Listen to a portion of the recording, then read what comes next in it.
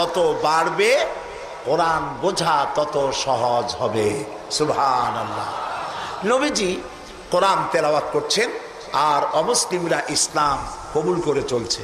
কাফেরেরা সচেতন হয়ে গেল, আমাদের লোকগুলি তো আর ধরে রাখতে পারবো না, সব তো মোহাম্মদ সাল্লাল্লাহু আলাইহি ওয়াসাল্লামের পিছনে লাইন লাগাইছে।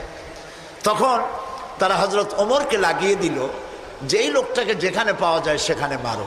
হযরত ওমর রাদিয়াল্লাহু তাআলা আনহু তখন জাহিল, তিনি কাফের ছিলেন, মারার জন্য নেমে গেলেন।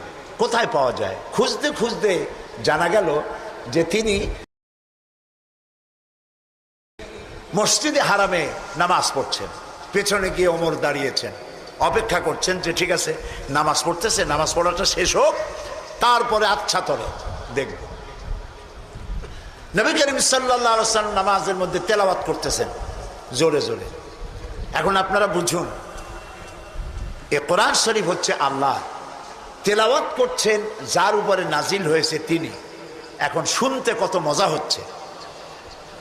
হযরত ওমর তিনি বলছেন যে আমি মনে মনে ভাবলাম যে মুহাম্মদ সাল্লাল্লাহু আলাইহি সাল্লামকে এইসব কথা জেনে শিখায়। উনি তো কোনো স্কুল কলেজে যায় নাই, মাদ্রাসায় যায়নি, কই পান এত সুন্দর সুন্দর কথা?